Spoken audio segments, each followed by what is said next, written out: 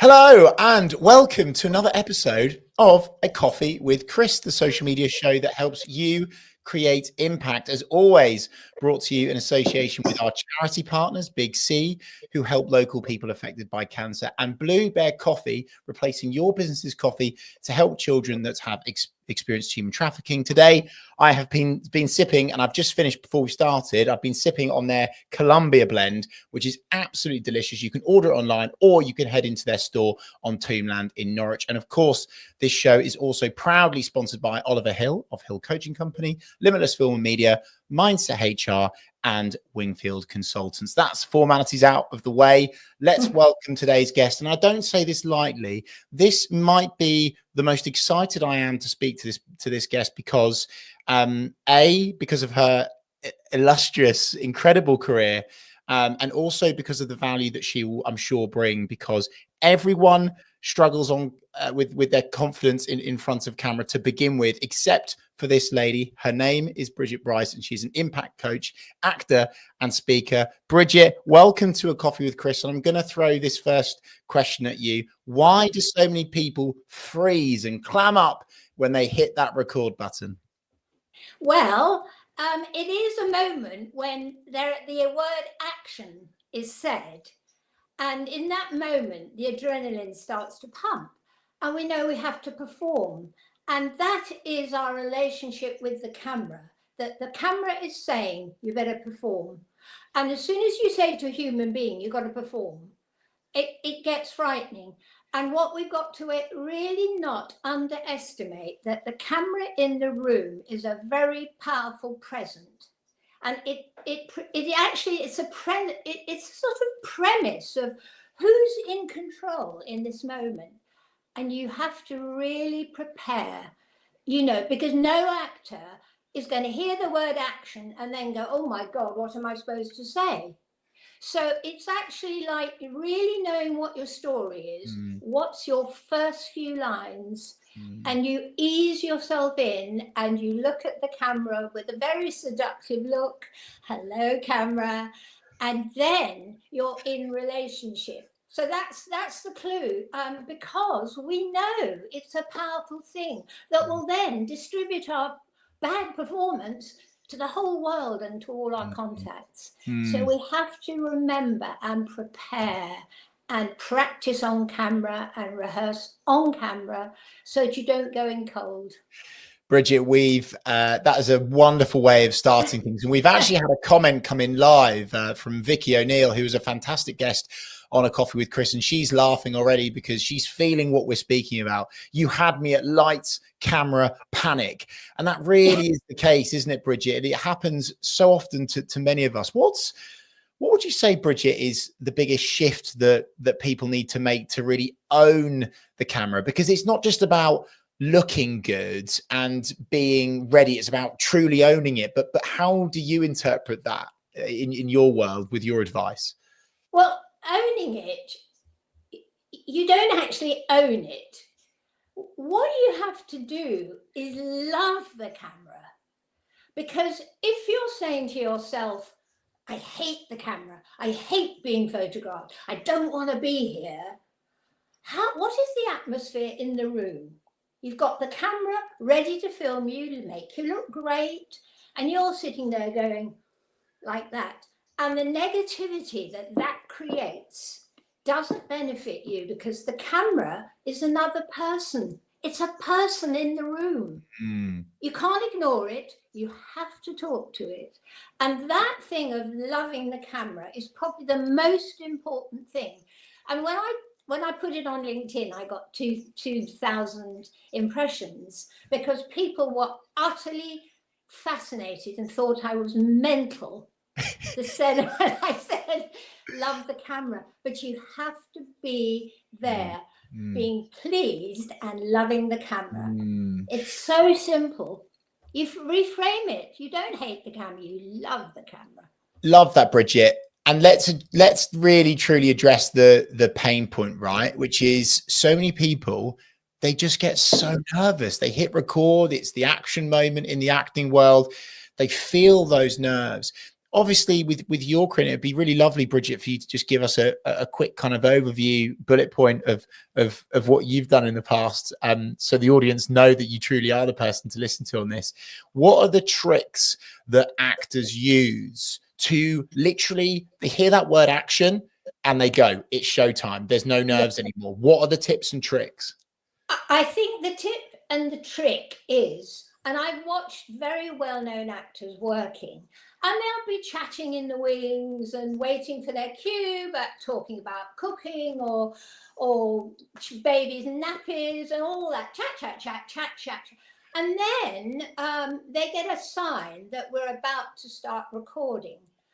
And they come out of the nappies and they actually go into their mode of talking from their feeling world, their lines.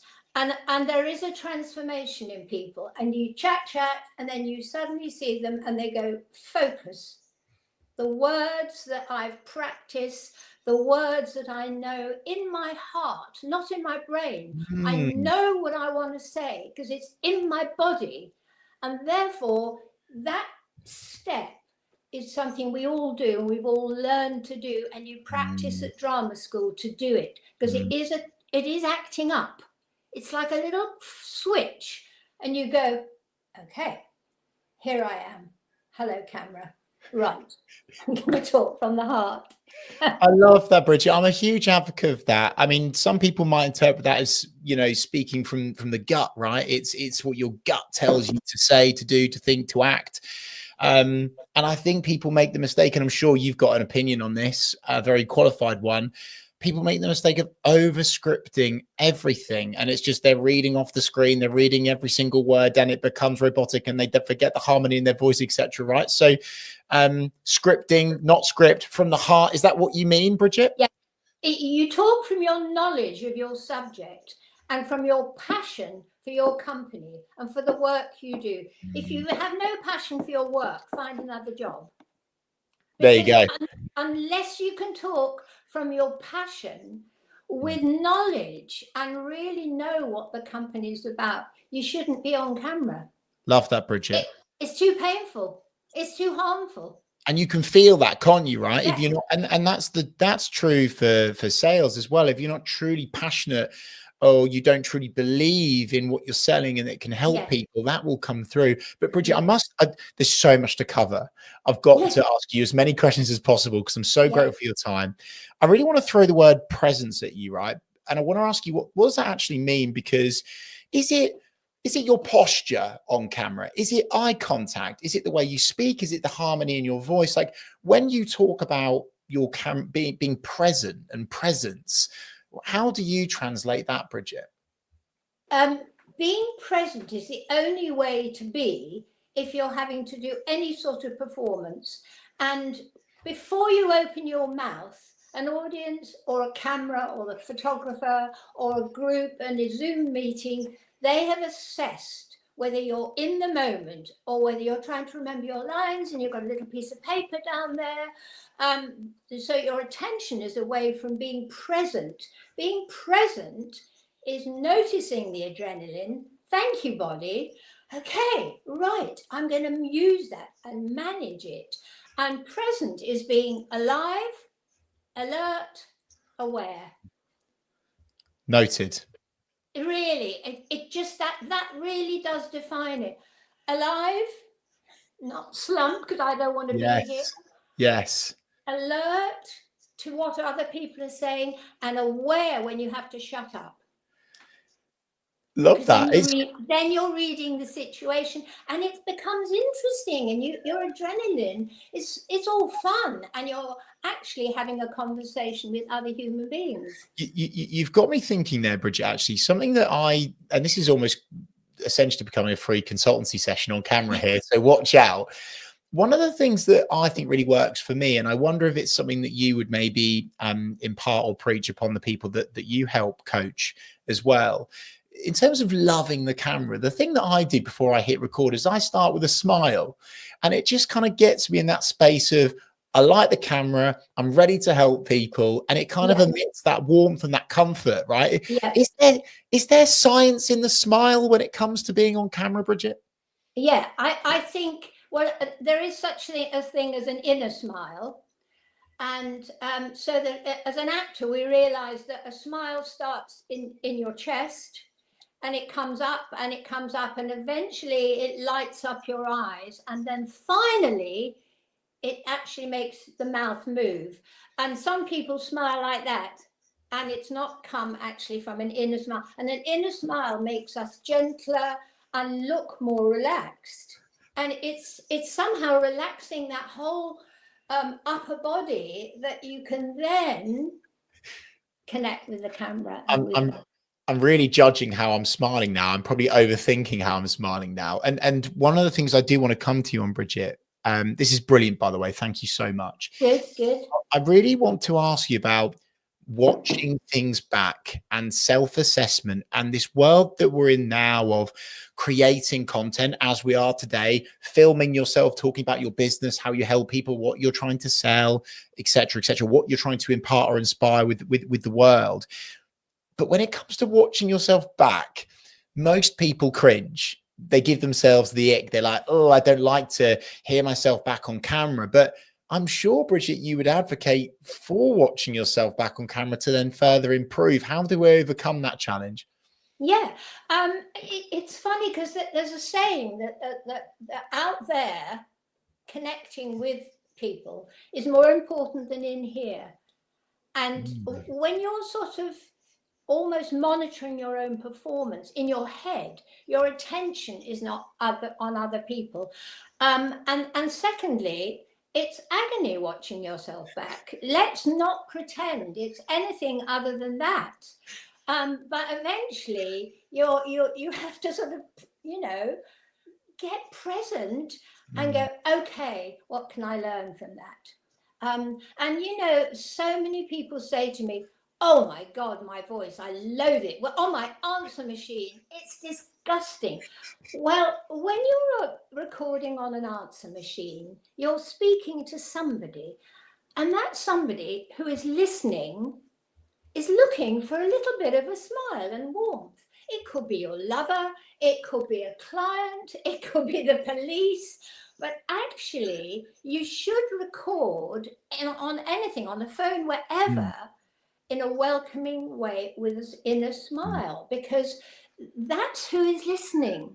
And if I just go, Bridget Brice, leave your message after the tone, thank you for calling, bye. Yeah, I'm busy because I've got a big business and a busy life, and I don't know who you are. But actually really talk to the answer machine as if it's somebody, and talk to people on a team meeting, and really try to connect. Yes. Because we see ourselves performing badly because we're not in connection. And when I coach people, I make them tell stories to the camera. We turn the camera off, we do it again. I get them to talk about their favorite food, best ever holiday, and then watch it back. And then they see themselves actually enjoying it. And that enjoyment is what will stop us hating ourselves. Love that. Almost enjoying, like choosing to enjoy the process of, failing forward, slipping up, stumbling on your words, all of that stuff. I get that. But Bridget, you didn't actually get back to my previous question, because I added two questions to one. Yeah. Please tell the audience about your acting career. And also after that, please let us know a little bit more about how you coach your clients and some of the outcomes that they feel off the back of that.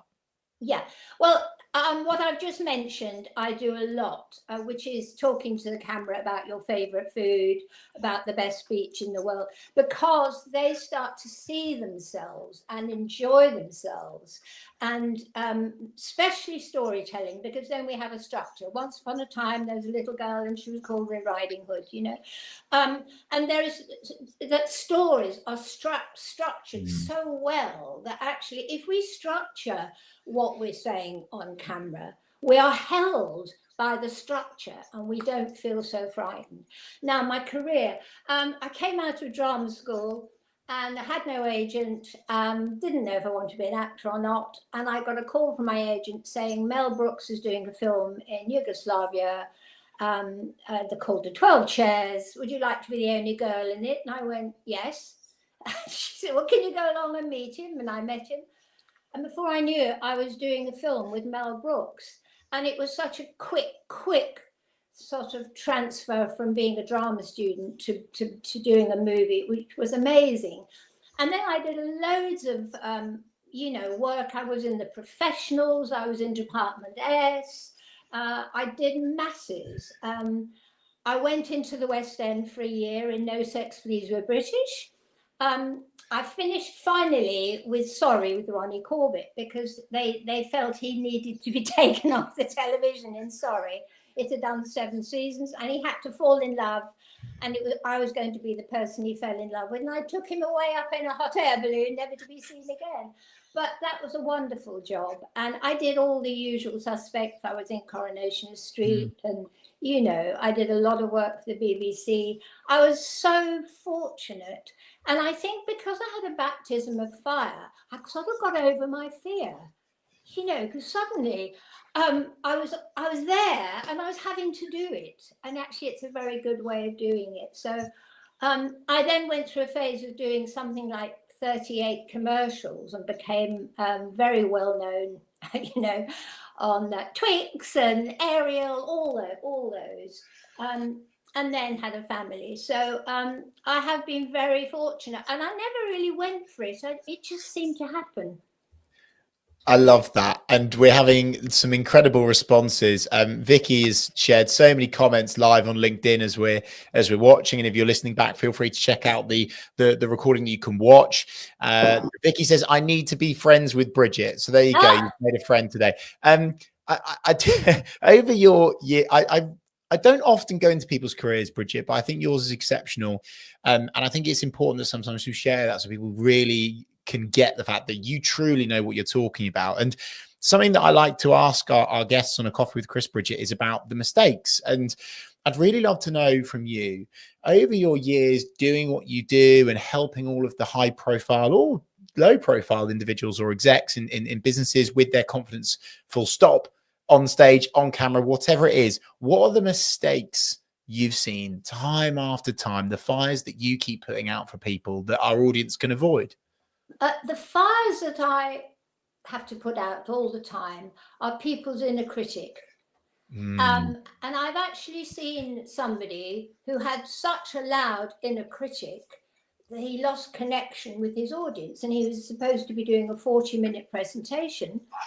And you could see his attention going to the right-hand side of the stage where he was listening to his voice saying, you've just missed a voice, you just missed a word out, your voice sounds strange, you've just stuttered. And that people just undermine themselves. We are our own worst enemy in a way, because actually, if we could just go out there, is more important than in here. What do I want to achieve? How do I want people to be affected? When I finish speaking and they go, what are they left with? What have I changed? If I've changed one person listening to this talk and made them less fearful, I've done my job. I've done my job. And this whole inner critic is to do with, I'm afraid, school, friends, mum, dad, older sister, and all those lines, all the things that have been said to us start to reoccur again when we are in front of an audience. Love that. Out there is more important than here. Not how am I doing? Who cares? How are they doing? Amazing. How are they doing? Yes. And focus on connection rather than the technology and every single word. And the thing that I always say regarding social media, particularly, Bridget, obviously the world that we're in here at Reeve Social Media, is the more you just allow yourself to be you and own the fact that you're you will make mistakes, you will stumble your words, you will and but, and you will say those things. Hey, I accidentally swore on the BBC. It was a light one, but I accidentally swore on my BBC show the other day. It happens, right? It's okay. Own it. you know, and Yes. and keep going. Bridget, I'd love you to share, if you may, a real kind of whistle stop tour. If someone was watching this right now and they hadn't, for example, posted a video of themselves talking about how they help people or customers or clients on camera for their social media, for example, what are the kind of your list of top tips that you can just quickly throw at us now for people to write down and try to implement today? Yeah, well, the first thing is your first two lines are absolutely crucial. You've got to make them very attention grabbing. They've got to be very friendly, because it takes about 20-30 seconds for you to actually settle down. And the adrenaline is moving you to be fast and to get on and, oh, how are we doing, and all that. Actually connect, smile at people, and those first sentences. I'm so pleased I've got such a big group of people here. That's fantastic, because the weather is awful outside. So thank you for being here. Then the brain says to the adrenal glands, it's okay. This is just a conversation. And once the adrenal glands start to calm down, you can then get over your panic and actually connect. And I honestly believe that that is important. What's incredibly important is to practice, and that's what my coaching does. I do get people to tell stories and describe their favorite food, and slowly we then go sort of metaphor into their actual presentation or what they really have to say. But stories are absolutely fundamental, because we have total confidence when we tell a story. I love that. Bridget, I could, and we will, I'm going to make sure that there's an episode 2, 3, and 4 with you. I've loved speaking with you today. Where can people find you, Bridget? Where can they do business with you? Where can they be your friend? Where can they action the ability to become a client of yours to get confident on camera? Yeah, well, I think email is best, probably. Okay. What's your email, Bridget? Read it out for me. Bridget Brice, and make sure the spelling is right. It's not BRIGGETT. It's BRIDGETJ@gmail.com.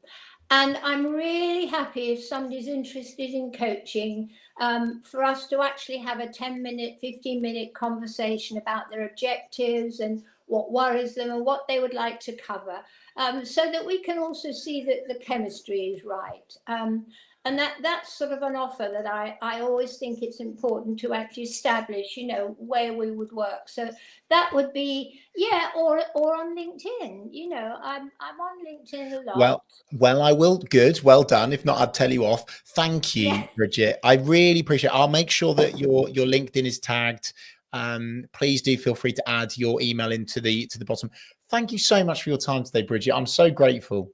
Yeah, it's a pleasure. It's been lovely, really lovely. And, you know, I'm a very experienced coach, and it's taken me a bit of time to settle in Norfolk. And I feel I'm settling, and it's actually quite exciting, you know, because that's what I do. And once you know what you do it, and you look for opportunities to do it. And it's exciting. But just being clear on what we're good at and what we do. Thank you, Chris. Just like that, Bridget drops the mic. Thank you so much to everyone watching and listening, not just in Norfolk, around the world. If you've got any questions, any tips, any tricks that you want to know from Bridget, why not tag her in the comment section? I'm sure she'll get back to you as soon as possible. Thank you so much for tuning into this episode of A Coffee with Chris. And thank you, as always, to our charity partners and sponsors. And I will see you this time next week for another episode.